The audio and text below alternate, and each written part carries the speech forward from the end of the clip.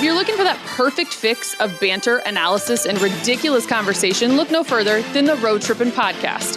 With former NBA players Richard Jefferson and Channing Frye, and hosted by me, Allie Clifton, you'll get a former player perspective on the new NBA season that few other podcasts can provide. Come for the basketball talk, stay for the hilarity. Join us today. Subscribe to the Road Trippin' Podcast on YouTube or wherever you listen to your podcasts.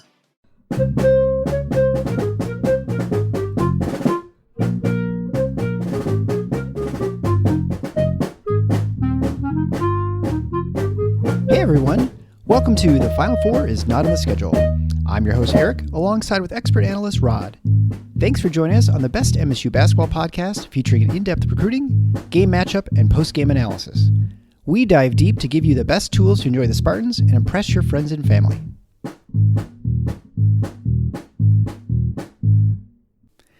Hey everybody, it's Eric alongside Rod. We're here for our opening day show where we're talking about pregame for Northern Arizona. Michigan State's hosting Arizona in the season opener for both teams. Actually, I think it's the season opener for all of college basketball. And before we get going, I wanted to send along our thanks. We are very humbled by all the support we've gotten from people from either via PayPal or Venmo or patrons on Patreon. We have a new Cleves donor from Brian O'Donnell. He will be getting his t-shirt at some point once we get that designed. It's in the works. And also a PayPal donation, one-time donation from Dave Kramer. Thank you so much, guys, for helping us keep this community going and not behind a paywall. You can, of course, visit our site at tffinots.com/support to support the show, or you can just go to the website and just kind of tool around there. You can find our episodes, and obviously you can get to our forum where it's free to interact with other Spartan fans on our board. But let's talk about Northern Arizona. The Lumberjacks are coming in. This is a first-time meeting between the two teams. Northern Arizona is coached by Shane Buchar, who is entering his fourth year at the helm for the Lumberjacks. He's a native of Hancock, Michigan, which is probably in part explains why these teams are matched up. He's from the UP. Northern Arizona is coming off a tough season. They were 9-23 overall, 5-15 in the league in the Big Sky, where they finished last in 10th place. And in KenPom, they finished the season ranked 334th. What are they, like 350 teams? So it's pretty bad. They were 307th in offense and, even worse, 340th on defense. They were atrocious in everything in defense except defensive rebounding, where they were ranked 30th nationally. Other than that, this team had all kinds of problems everywhere. They couldn't shoot, they couldn't defend, they turned the ball over a lot, and didn't generate turnovers in defense. Shane Buchar inherited a really tough job, and he's definitely got his... it's going to be a tough season for him.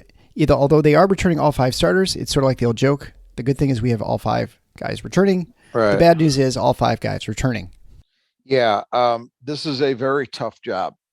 And historically, it's been a tough job. Just to put it into perspective, they've only had 7 winning seasons overall out of the last 20 years they played. So that's not just conference games, that's everything. Maybe puts it in even darker perspective. They've also had 7 seasons out of the last 20 where they haven't managed to win double-digit games overall. If you look at the track record, there's a lot of years where it's 9 wins, 5 wins, that kind of thing. So it's tough. I will, without going into too much detail, I used to know somebody who was a head coach at Northern Arizona way back in the early 1980s. And I think it was a tough job then, and it remains a tough job. But you mentioned the connection, and I'm pretty sure I had heard this, that the fact that their head coach was from the UP was part of the reason why this connection was made for the opener. And obviously MSU wanted to get a game like this before they head into this unbelievable gauntlet of games we're going to see between now and say, early December. I mean, the next 3 weeks or so, next 3-4 weeks are going to be filled with high level basketball. So if you like good competition, you're going to really like what you see on Michigan State's schedule, but it's going to be tough. So this one gives MSU an opportunity to see this team at work. As you mentioned, They've got 5 starters back. They also brought in a ton of guys. They brought in, and it's hard for me to understand this. It must have to be due to COVID, I guess. They returned 7 guys, and I didn't drill down to see if any of these guys were walk-ons or not, but they returned 7 guys, and they've got 10 newcomers, 3 transfers, and 7 true freshmen. So it's a pretty it's an interesting scenario with the Lumberjacks. As you said, a lot of guys back, all the starters, but is that a good thing when you're talking about a 9-win team? Well, a couple of these guys actually are intriguing players, so I could see why there might be some small feelings of optimism that maybe things are going to get better. Last season, they finished dead last in the Big Sky. This year, coaches projected them to be tied for 7th, and media had them 8th. So a little improvement, not a lot, but that's probably, I would assume, mostly attributable to the fact that they are bringing everybody back. But that's what MSU's facing. So a team that certainly knows each other, but how much of a positive is that? We'll see. So let's just talk about the starters for Northern Arizona. We'll begin with Jalen Cone. He's a 5'11 junior guard. Started his career at Virginia Tech. He was actually there when I think they beat Michigan State, right? Back in, yes, he would have when been. Was that 2019 or something? The COVID year, 2019. Okay. Yep. So he averaged 18.8 points a game on 39, 35, and 83 shooting. He got to the line with some frequency, averaging 4.5 free throws a game. And so obviously the expectation is that with someone who was playing the high D1 level Power 5, that he's going to probably be a little more challenged, although he is obviously challenged with height at only 5'11". Yeah. And I'm just looking as we're talking about it. He actually played 9 minutes in that game at Maui. He was 1 for 1 from the floor, 2 points, had 2 rebounds, and 3 personal fouls. So he has seen Michigan State before. He's their best player. Look, he's a preseason All Big Sky choice. Averaged almost 19 a game last year. Decent shooter, not great, but good enough on high volume. And he's also a dynamic guy. He averaged like 3.5 assists per game. The problem is he actually had 3 more turnovers than he had assists on the season. So, yes, he'll make things happen, but he also may make things happen for the opponent as well. So that's the downside when you're talking about him, I think, is that very loose with the ball, and yet he's a ball-dominant guard. So they're probably just going to have to live with mistakes unless he's really tightened it up. Yeah, and you wonder, too, a guard like that, if I imagine a lot of his thing is getting in the lane, and he's going to probably struggle as an undersized guard against Michigan State with I think our pretty good defense at the point. Yeah, that's actually a good point. So he averaged 4.5 free throw attempts per game last year, which is pretty good. It's not quite Maryland point guard under Mark Turgeon standards, but it's good. So that's a big part of his game for sure. Will he be able to get a lot of that done? I mean, I thought in the first half of the Grand Valley State game, particular AJ Hogard, I did not think was great in terms of dribble denial. He got better as the game went on, but obviously we saw Tyson Walker and I think Trey Holloman both show up well, and we may see Jaden Akins playing in this one too. So as long as he's okay over the weekend here in terms of his condition after practice, he should see some minutes as well. So that will be interesting. Look, Michigan State, clearly Cone is top of the scouting chart for the scouting report for them. He's their main scorer. He's a ball-dominant guard. He's not their best playmaker, but he's the only guy in their starting lineup that's a conventional guard. So he's going to have the ball in his hands a lot regardless, and Michigan State's going to need to be focused on him and making it as tough as they possibly can. And this is actually really, from a starting rotation, this is actually a really big team outside of Jalen Cone, because the next one we'll talk about is Nick Maines. He's a 6'8", fifth-year senior. So He's kind of not a guard, but he's going to play from the perimeter a lot. He averaged 11.5 points a game on 43, 40, and 81 shooting last season, and also had a lot of rebounds, a little over 5 a game.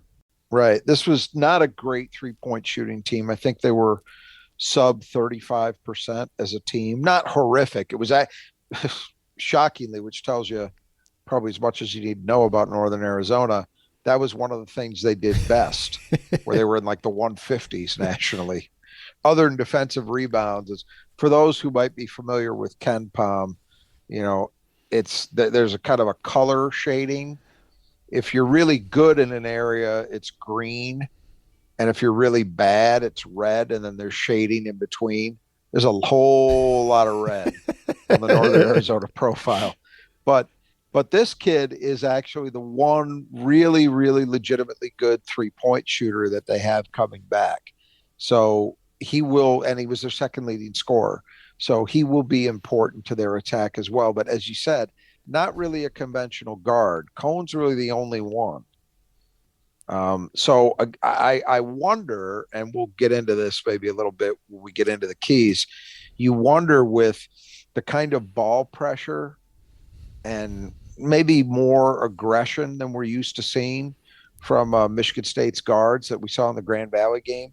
You wonder if we see that again, what it might do to a team that only has really one real guard in the lineup, and that guy makes a lot of mistakes or has a track record of it. Right, yeah. I mean, Michigan State had over, 13 steals in the last game, right? So, yeah. 12 I think it was 12. Yeah.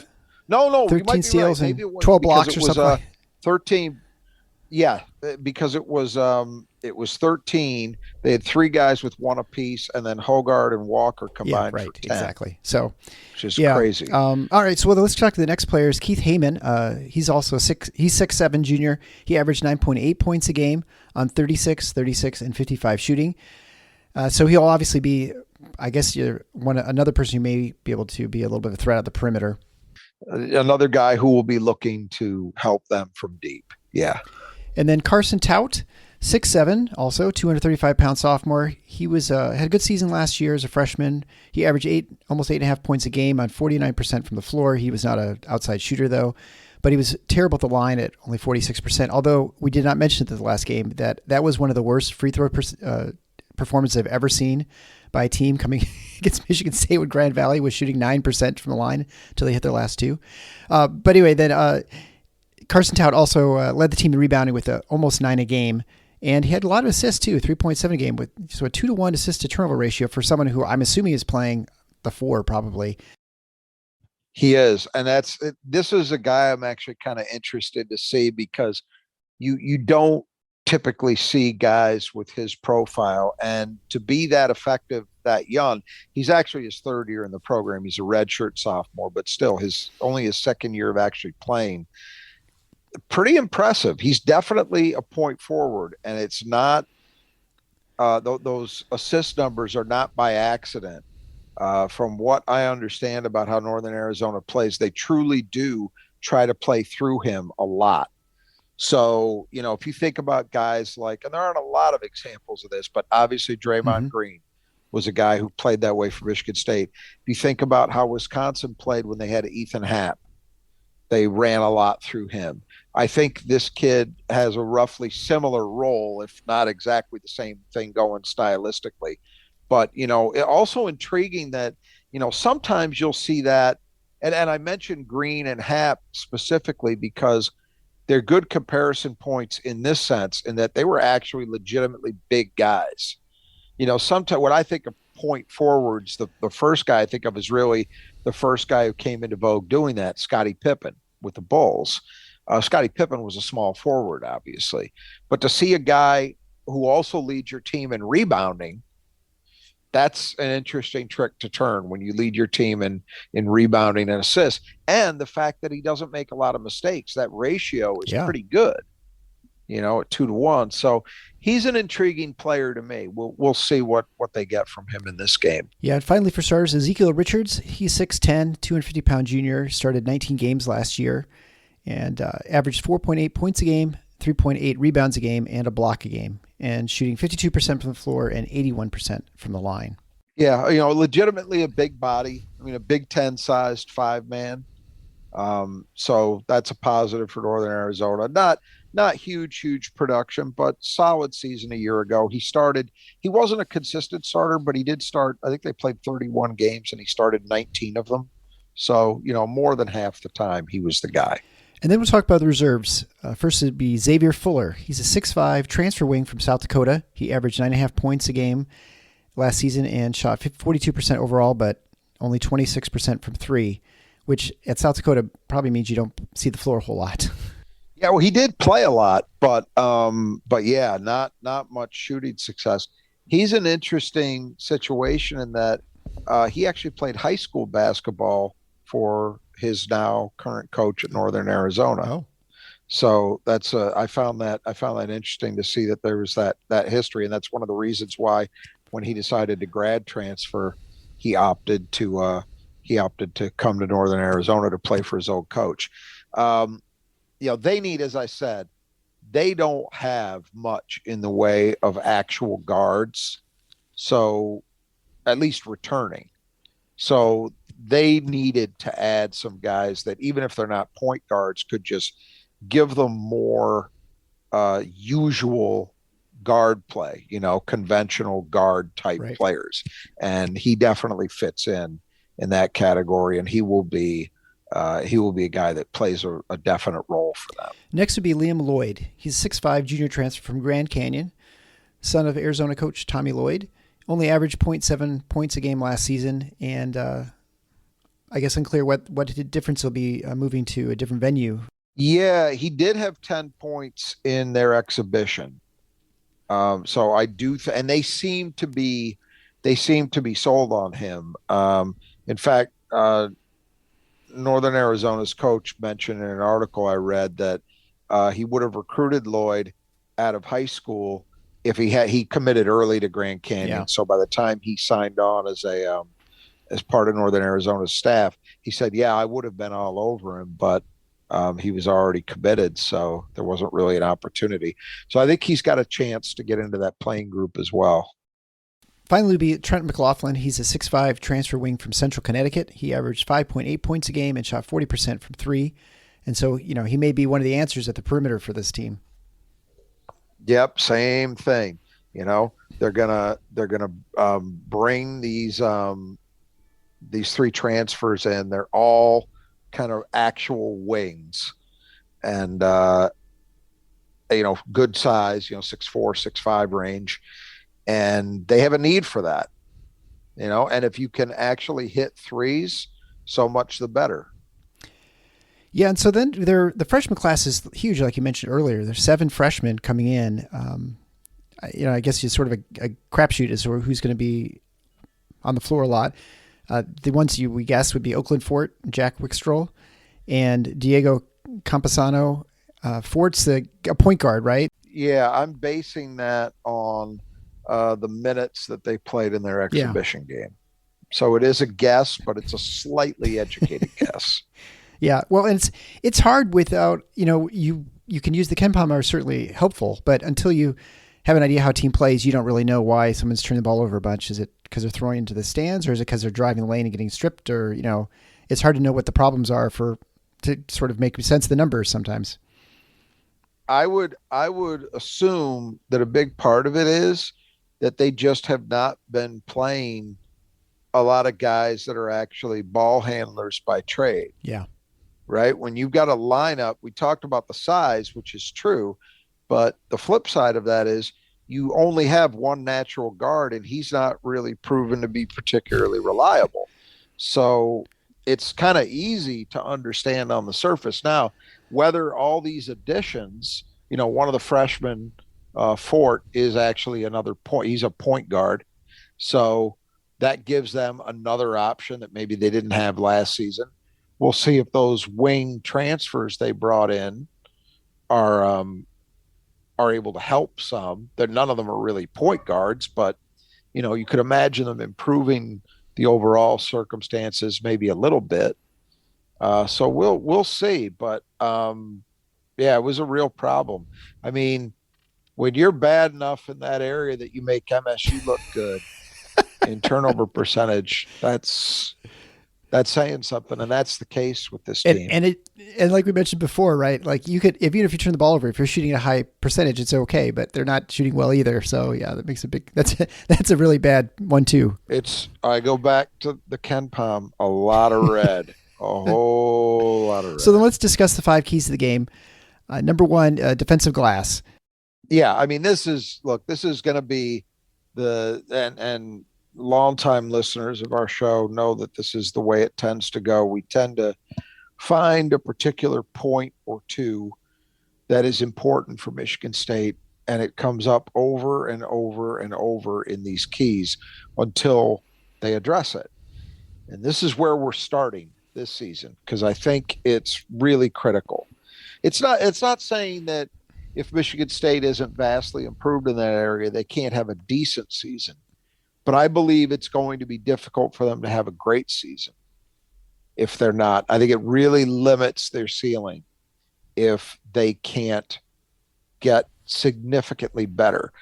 Look, an exhibition game is what it is, right? It's not, and I hate that cliche, but I'm using it anyway. It doesn't mean a whole hell of a lot in the greater scheme of things. But I mean, there was a Michigan State team that lost an exhibition to Grand Valley and ended up in the Sweet 16 that year, So you don't take too much. But I do think that's a point of emphasis. And it's something that if we know they got to be a lot better, what do you think Tom Izzo thinks about it? Right? I think everybody knows. It's no mystery. This is an area Michigan State really struggled in, and they've got to get better if they're going to really take a step forward as a group overall.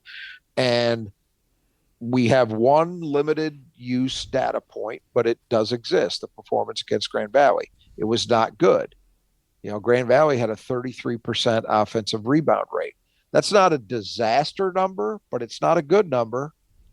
A good number is, where you would start at a Michigan State standard, where you would start to think, okay, that's a decent performance, would definitely be sub 30%.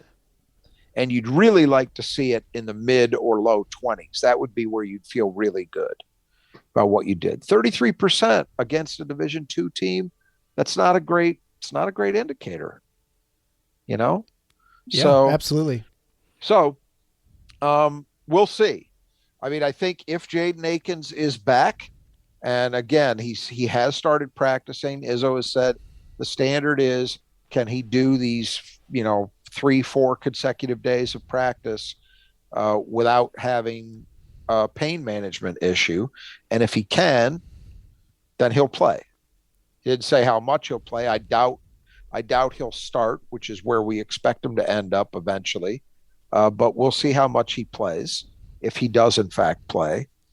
But he's a guy we expect will help, right? He will help. He should. He has the tools, the physical tools, and the mindset from what we saw last year to be a guy who should be a positive factor. But I go back to something I've been beating the drum on in one way or another for a few years now. I think the crux of the problem is at least as much, if not more, with the perimeter group, with the wings, than it is Michigan State's big men.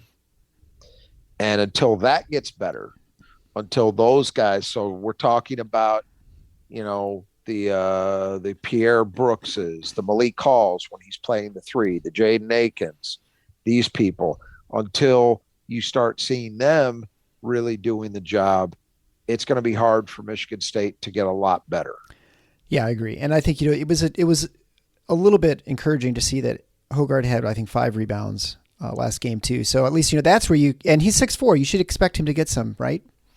He's actually, and I go back to, it's not game in, game out, but AJ Hoggard is a guy I don't necessarily have big problems with as a rebounder. I tend to focus more on the wing group. I think Hoggard does a pretty decent job. It's those other guys that have just, and I'm not asking anybody individually to be Charlie Bell, but they've just got to be better. And and I'll admit, it's a hard thing at Michigan State because Michigan State as a program, we all know this, wants to run. And so part of your programming is when a missed shot happens as a wing, you need to run your lane, right? Yep. You want to be heading the other way. The problem is you've got to balance that with your responsibilities to clean up the defensive rebounding and to not let teams get second shots. And particularly in an environment where, more and more teams have an emphasis on shooting threes, you're going to have longer rebounds, which are going to be out of the traditional area around the rim where you expect missed shots to go. You have a lot more shots that kick out further. That puts pressure on your wing group to do more, in my opinion, at least. And I think that's where Michigan State has suffered. When I think about MSU's rebounding troubles on the defensive end in recent years, while it has happened in an individual game here or there, I don't really think about, wow, the opposing team's 5 just killed them. Yeah. Just tattooed them around the rim. I don't think of that a lot. I think of a lot of guards and small forwards getting their way to long rebounds. That's what I think of. And that's what's got to get stopped. Yeah, and I think to your point, there's a balance of getting down the court for the fast break. But, if you're the wing, it's just as important for you to get secure that rebound, because you're already halfway. If you're securing the rebound, you're probably partway on the break anyway. You're not under the basket, right? And so you should still be able to run the break okay, even in that situation, versus, trying to clean up under the boards. I just think Michigan State's perimeter guys just have not consistently had that kind of mentality that you need to have. Now, I'm encouraged that I think they've got some guys now, Holloman being one, even though I wouldn't expect him to be a huge rebounding factor. He's got length, but maybe more importantly, he's got a mindset that, that's a guy who I think knows what it means to go hard for the ball, and that's where it's got to change. Just a little bit more grit, a little bit more toughness to get that done. So number 2 would be tempo. So, obviously the break didn't really work out too well in the exhibition game. I mean, can we get a tempo and have an up and down game a little bit more with a team that has probably some struggles with handling the ball? Would be to your advantage.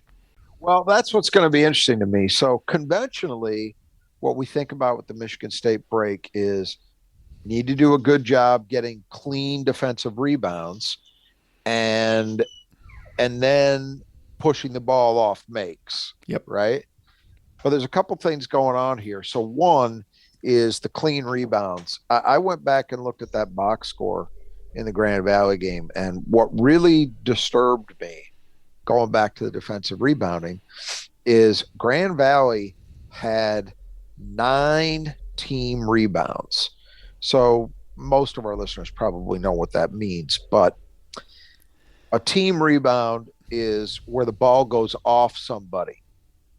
And you either, if you're on offense, you maintain possession, or if you're on defense, the ball turns over to you. So from a practical point of view, what that means is those are contested plays, right? Mm-hmm. Where multiple guys are going to the ball. But if a team, let's say a team's on offense, they miss a shot, but they're able to at least get a hand on the rebound and deflect it. And worse yet, if they deflect it off you as the defender, they keep possession. 9 is a lot. And that told me that Grand Valley was very active and Michigan State maybe wasn't, or wasn't able to combat their activity level, maybe to put a finer point on it. Those kind of plays are going to make it harder to get into transition.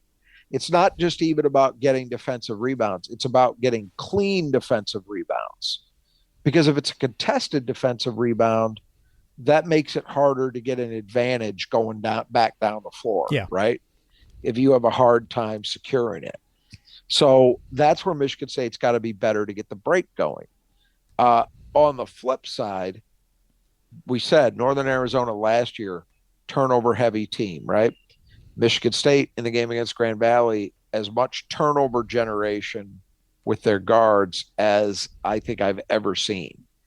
And I actually don't think it's a fluke. I'm not saying they're going to have 13 steals a game, but But I do think this, and we saw it at times last year too, because of their personnel. Tyson Walker in particular is a guy who can get steals without gambling.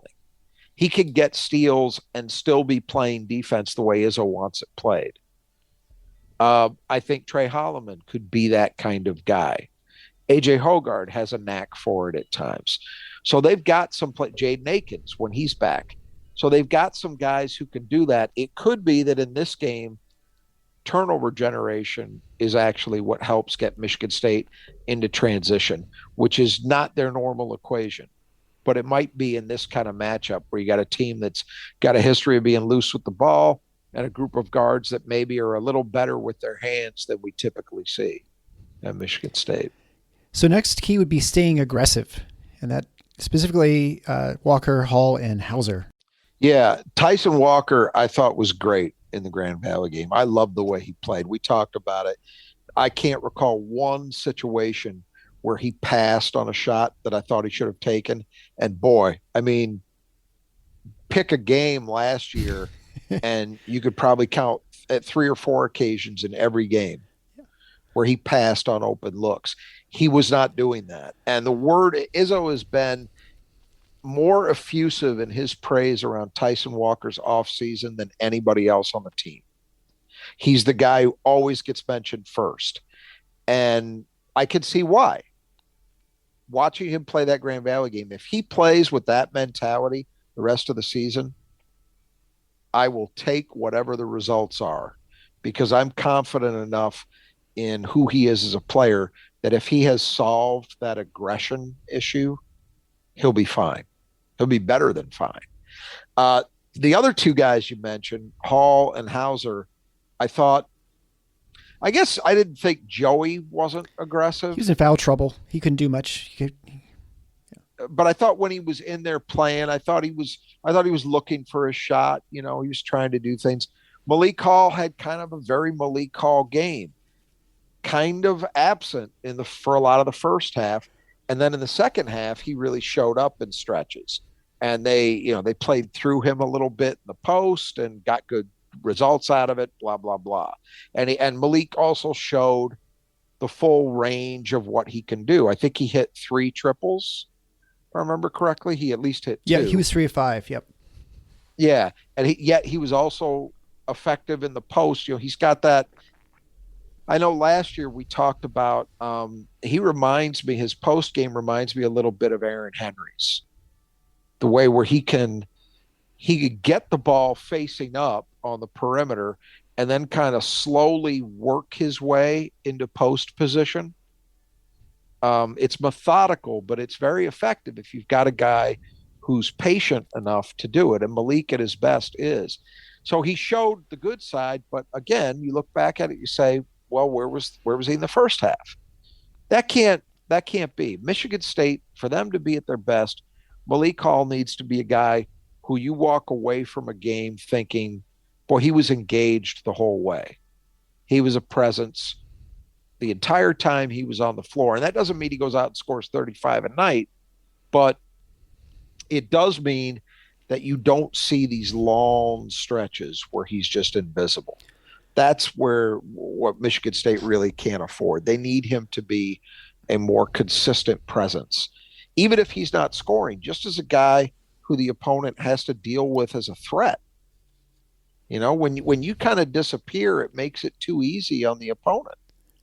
I don't have the numbers in front of me, but my suspicion is that he only had 3 rebounds that game. But I bet you those 3 rebounds came when he was scoring. That his activity level was higher, aggressiveness. Because the periods where Malik Hall is assertive, he is an all Big Ten player. I don't think there's much disputing that. But there are enough periods where he's not engaged that he's not an all Big Ten player overall. That equation needs to change. So that's something I'm looking for. Now, by all accounts, he was fantastic against Tennessee. He's reportedly had 25 points to lead MSU in that game. So that would be an encouraging sign, right? Yeah. But then Grand Valley, he was only intermittently engaged. It can't be that way. Northern Arizona is a team I'm sure Michigan State expects to come in and beat pretty easily. Malik Hall doesn't need to play as if his mindset is that.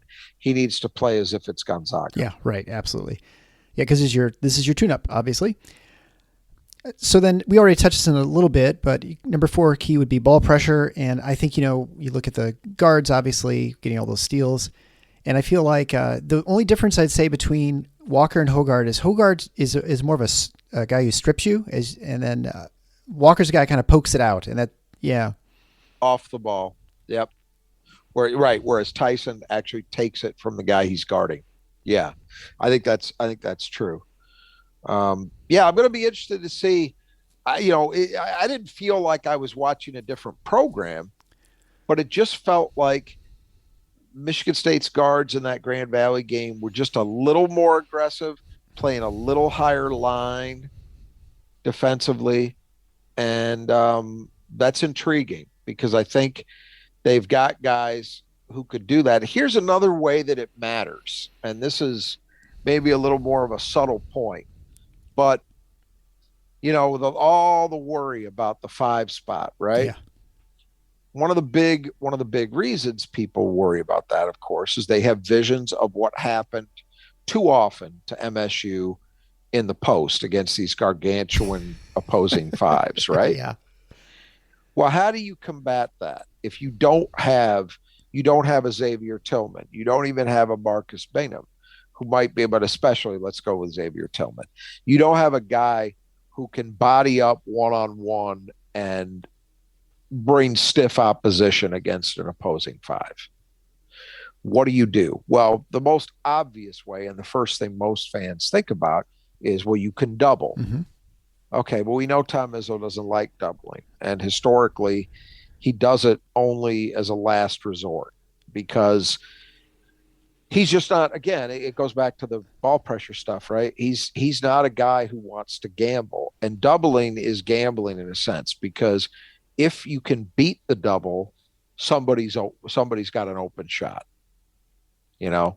so it just becomes a question of whether the offense can move the ball out of it and find the open man, and then they'll have an open look. That's not how Izzo wants to play. Izzo's defensive philosophy has always been play people straight up and try to get them to take a low percentage shot they don't really want to take, mm-hmm. And that they have a lower success rate in converting. That's it. It sounds simple, but that's really it. Doubling doesn't square with that philosophy. But another way you could do it is you make it harder to get the ball into the post in the first place. And ball pressure, good ball pressure, can be a big, big part of that. So you wonder, at least I wonder, is that something that Michigan State can utilize with this perimeter group effectively enough that maybe takes some of the pressure off of the post players? Yeah, and digging down too, right? That'd be the other thing you could see them doing a lot. That too, yes, and that's something, right? Absolutely. Same thing goes with those perimeter guys being a big part of it, right? That's a way you get kind of that doubling effect, but as long as your diggers are responsible, you're not necessarily giving up the wide open look. It's a balance, and some guys and some teams have been better at it than others, but you're right. That's another thing worth mentioning too. I'm not sure that Northern Arizona is going to be the best test of any of this, although they do have that, point forward as a 4-man who operates out of the post. So we'll see. But it's something that occurs to me that maybe could end up being a way that Michigan State deals with opposing big men, is by relying on their guards to just make it harder to get the ball in there in the first place. Generally, if you're a little undersized too, trying to front those 5s as well to prevent the entry pass is something that hopefully, Sissoko, if he gets a little bit more familiar with where he's supposed to be, he might be able to do that a little bit more too, because he's quick enough maybe to get around, and stay in position. Michigan State's never been a big front the post team either, if you look back historically. But yeah, it's another thing to watch and see if maybe that's an adjustment that they make at times. Again, they don't typically do a lot of that, but we'll see. Okay, number 5 in a shocking revelation and turn of events is not actually turnovers for a key to the game. It's actually post touches. Yeah, I'm backing off the turnovers for now. I mean, I'm sure we'll get around to it, but honestly, it's not the biggest. It's not the biggest thing to me. If you clean up these other things, like if Michigan State's doing the job as a defensive rebounding group, the turnovers are okay. 14 turnovers, 15. All right. As long as the rebounding's okay, it offsets that, Sure, Yeah. But so I chose instead to talk about post touches. I actually think there's the potential for Michigan State, which is funny to say, given all the consternation about the 5. I think this should be, and I'm going to go out on a limb and say, when we look back at this season in March, we are going to say this was an improved team in terms of post scoring from a year ago. Now, one reason that's easy to say is they have a guy, Kohler, who, even if he's only playing, say, between 10 and 15 minutes a game, is going to do enough. He's better than anybody they had last year in that phase of the game. But not a doubt in my mind. I mean, you saw flashes of it against Grand Valley, and you're going to continue to see them. But I think there's some other guys that can help here too. Monty Sissoko, it's funny. I'm trying to remember. I think this was Jim Comparoni. I want to credit it appropriately, but I think it was Jim who said he mentioned being at a practice. He mentioned being at a practice, sitting next to a couple of Xavier Booker's coaches at Cathedral in Indianapolis, the MSU 2023 recruit. And they're watching the practice, and Sissoko made a move in the post where he went up for a right-hand hook where his hand, basically, he was up high enough that the ball was being shot downward. Yeah. And they looked at him and said, when did MSU get Dikembe Mutombo? And he hit the shot up. Yeah, right. And we saw flashes of a hook game last year. If you remember, there would be occasions where Marty would show that. Go back to the Grand Valley game. He hit that baseline turnaround jumper, a very nice move. I'm not saying Marty Sissoko is going to be Nick Ward, but I think he will give them some post-production. I think let's put it this way. I see no reason why he can't be as effective as, say, Marcus Bingham was last year in that phase of the game, which is not a high bar because Marcus actually did more of his scoring as a face-up shooter. Yes. But he would occasionally do something on the blocks, and I think Marty will do at least that much. And then I look at the two guys at the 4. I look at Joey Hauser and Malik Hall. Each of those guys is capable of doing more and be more efficient on the blocks on a consistent basis than we've seen in the past. We've seen flashes of it from both of them. I think we will see more of it this year than we saw a year ago. So you add all those things up, I think Michigan State will be better. But I want to see how often in this game they actually look to get the ball in the post. Because to me, and I realize this is not necessarily the most modernist thinking when it comes to the game, but I am still a firm believer that playing inside out is the safest way to assure that you're getting consistently good looks. It does mean, and this is where I'm okay with the analytics types, it only makes sense if you've got guys in the post who are actually efficient down there, who when they look to shoot, convert at a high rate. If you're just doing it to do it, you're forcing it down there and you're missing a lot of 5-foot hook shots, well, that's not helping anything.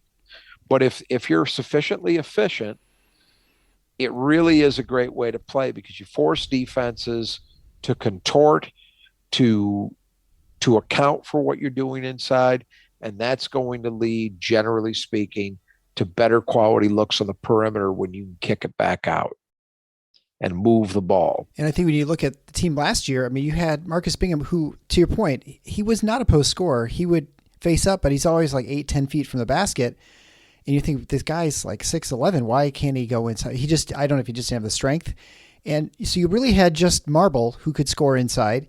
And he played about the same amount of minutes you're going to guess that Kohler's going to be playing. So do you think that Kohler's an upgrade over Marble? Probably, yes, offensively. I think exactly. And so your point, Sissoko only has to be as good as Marble was, and that's, or as Bingham was, and that's not, like you said, not a high bar. You could definitely see that happening, and so you could see them being better. Yeah, I do think they're going to be better. I really do. I mean, I'm saying that as if it's some, grand proclamation. I don't really think it's going that much out on a limb. I think they will be better than they were last year in the post, but what I want to see early on, I'm not even so much hung up on how many points in the paint do they score. There'll come a time for that kind of stuff. I'm just more interested in how, even if they're not getting a shot, just moving the ball inside for post touches. I want to see how regularly they're able to do it, because that will tell me something about intent and how their players are actually functioning within the offense. And if it's a lot, if we're seeing the ball moving inside at a good clip, that to me is a positive indicator. Right. Yeah, I definitely think that's going to be important. And you see Izzo emphasize that. I feel like every game, coming out of halftime especially, he's upset with how many touches, because the first play is almost always inside to someone. And last year, throwing inside to Bingham was oftentimes you're just getting a short jumper, and that's really not what I think Izzo wants. And so I think that hopefully this year you're going to get more of an actual post, attempt. Well, again, just get the ball inside. I mean, Kohler showed what it can do in his brief stints. It wasn't just the times he took shot attempts, but it was getting the ball inside and then he kicks back out. Yep. For an open look for somebody. That's where you really get the benefit of it. If you believe that Michigan State should be a good 3-point shooting team again, which I think they have designs on being, well, that's only going to help you be even better. Oh, I mean, it's just, sure. The bottom line is the more space you've got, the bigger the shot window is, theoretically at least, the better your results should be. So you should want to play that way. Force defenses to account for you inside. It's going to make you better outside. All right. So I guess looking at the game, we have the line in the game is 21-point favorite Michigan State. I think this is, if there's a game where Michigan State's going to score 100 points, this sure feels like the kind of game where they could do it. Defensively, you can see them getting a lot of the turnovers for touchdowns. Is that what always says? And yeah, it seems like this has got to be the weakest team they have on the schedule. I'm not sure of Brown, but I think they got to be worse than Brown even on KenPom.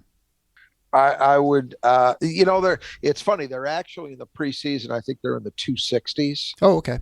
In KenPom, they're projected to be a little bit better, which I'm positive is a function for the most part of just the fact that they have returning players. Sure.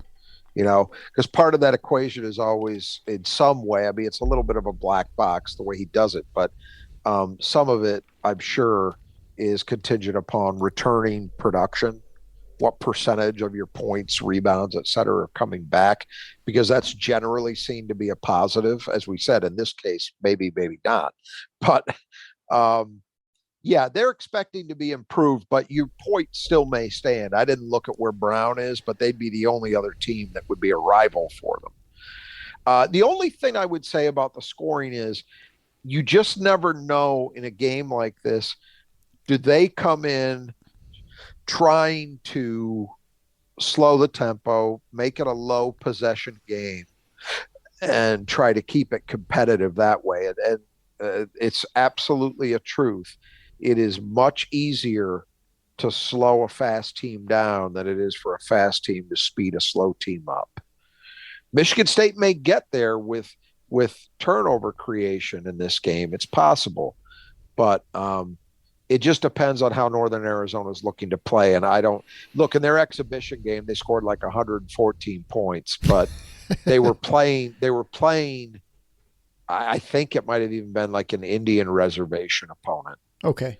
It was It wasn't even like a standard D2 program.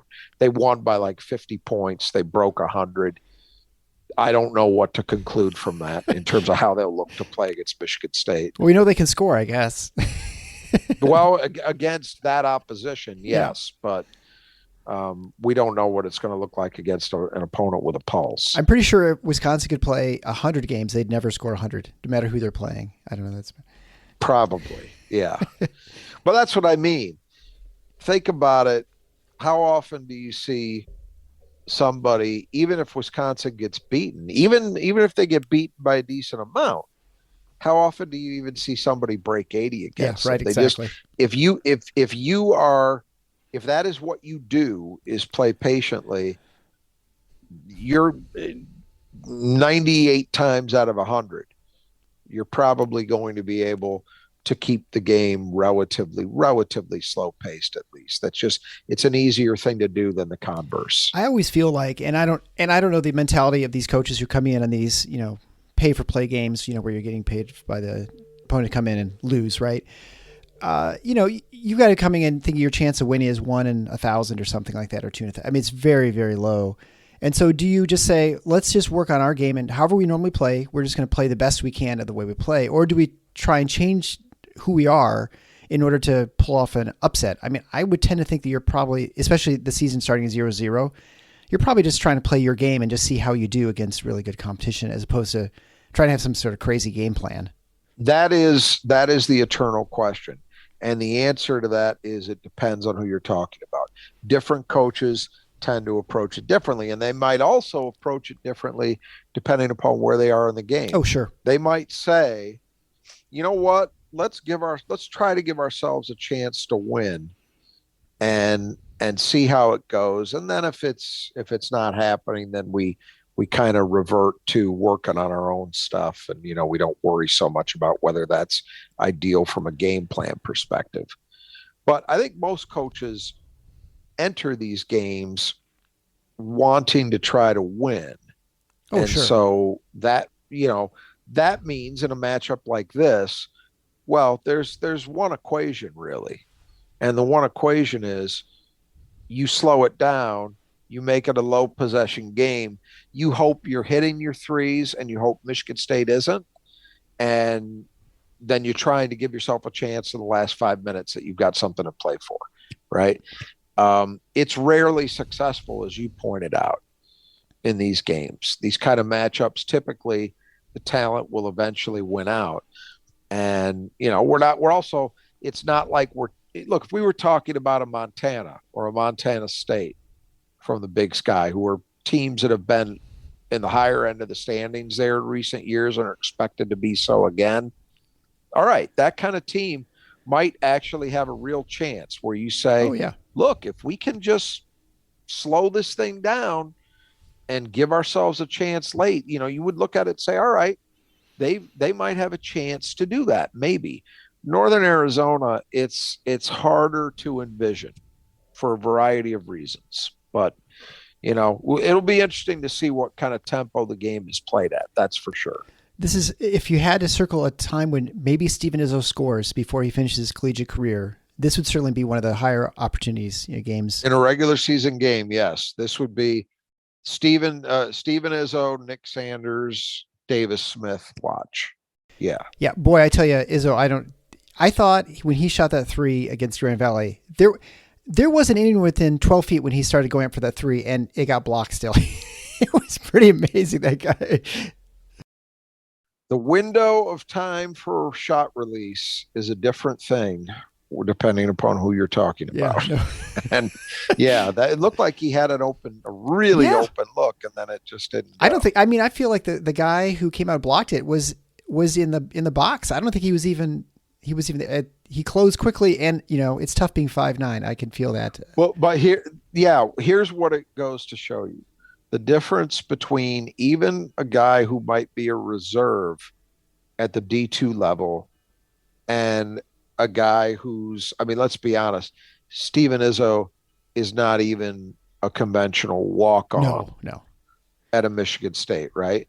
He didn't play a lot at Lansing Catholic, for example, in high school. So there's a big difference there athletically. Yeah. I mean, that's just the bottom line. Well, I'm looking forward to getting back in the Breslin, grabbing an ice cream sandwich, and enjoying the game. I don't know anything else about the game. I think that's probably pretty much it.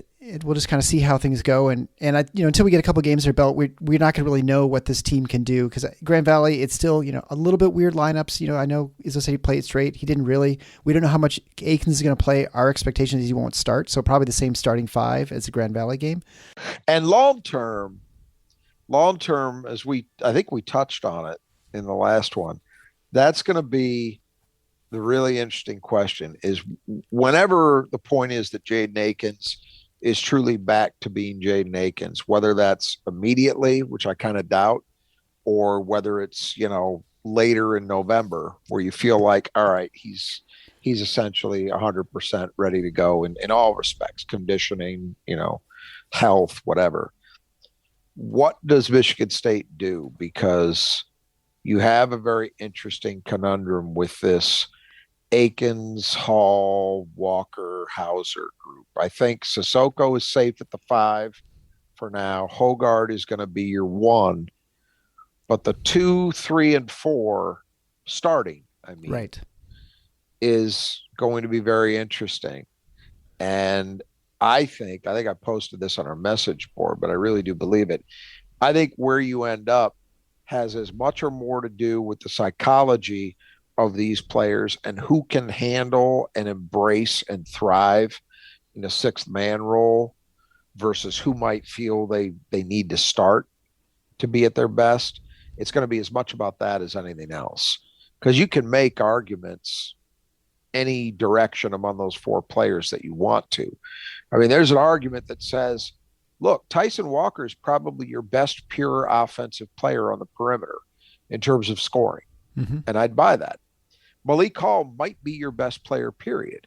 Jaden Akins might be your best player, period. Your best two-way player for sure once he's healthy. Joey Hauser is a guy we've seen just do it just enough to know that he's capable of having huge games. And he's also somebody that I think there's some question about in terms of psychology. Would he be able to handle being a sixth man? Or does he kind of need to start in order to be at his best? A lot of questions.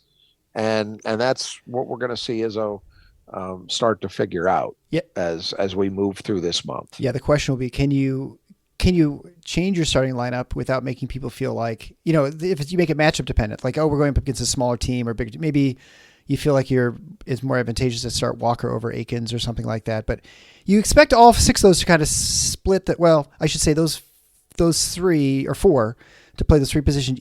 You'd expect them to all play about the same amount of minutes, varying on what's going on in the game and foul trouble and stuff, right? They are all, look, the top 6 guys in Michigan State's rotation are all going to play. I would imagine, I'd be surprised if any of them were much below, say, 25 minutes a night.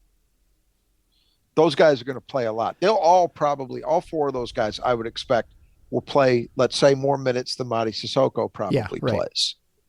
Even though he's a guy I think is, at least for now, I would expect to unquestionably be the starter. So it's not a question of, is your role reduced? It's really truly about the psychology of it.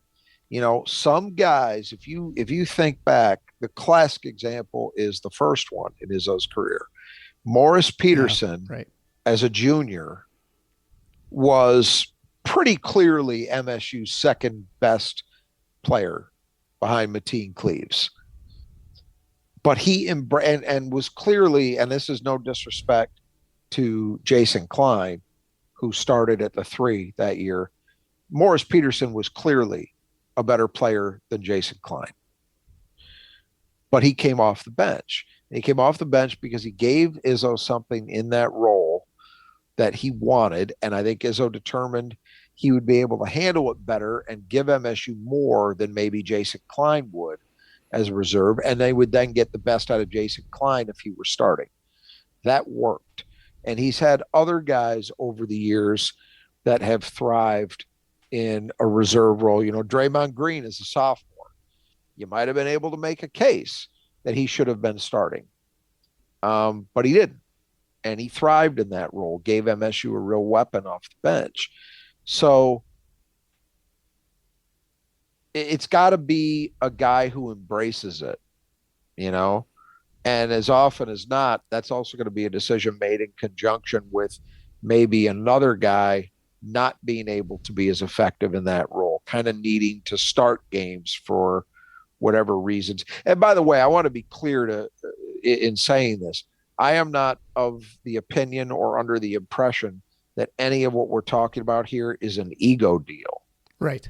Like, I don't think Joey Hauser, he sort of says, if I'm not a starter, this, I don't think that's it. I think it's just, my understanding is it's just that he seems to be able to get into the flow of things better if he starts games as opposed to coming off the bench. Some guys actually react well to being able to sit for the first 4 minutes or whatever it is and watch what's happening and then come out and get in the flow. So does Michigan State have a guy who fits that mold more than the others? We don't know yet. Sure. Yeah, some things you can certainly, at least if nothing else, you may get a feel for how the game is getting called from a officiating standpoint. And right. That and just you maybe get a chance to see some things, even if it's just for a few minutes, that help you then when you do hit the floor, hit the ground running, so to speak, as opposed to having to feel your way through it. It's just different guys. I mean, God, we got countless examples of this. If you go back to the Bad Boys, I mean, Vinnie Johnson might be the most effective third man I've ever, or sixth man I've ever seen. Third guard, I was going to say. Vinnie Johnson could have started almost anywhere else in the NBA, but in Detroit, he was eternally a reserve, but he was great. He thrived in that role. That's what you want. You want a guy who's able to embrace it the way a Morris Peterson said, I might be sixth man on this team, but I'm going to be first team all Big Ten. Yeah. And he was, because he made it work. All right. Well, I think that'll wrap it up for this episode. Again, if you want to join our Spartan community, please join us over at our website at thefinalfoursnottheschedule.com.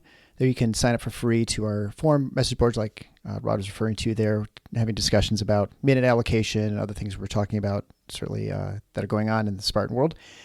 We're at the point we had originally thought we're going to do an Ask Me Anything if we get enough patrons at the Patreon page. We're now getting enough donations from all of you, it's either through Venmo or PayPal and patrons on the site that, we're going to at least try to take a question maybe at the end of each show. So if you have a question you want to send to us, feel free to drop us a line at tffinots@gmail.com or at eric@tiffnots.com. You can do that too. So I guess we'll meet after the game. And until next time, the Final Four is on the schedule. Go Green.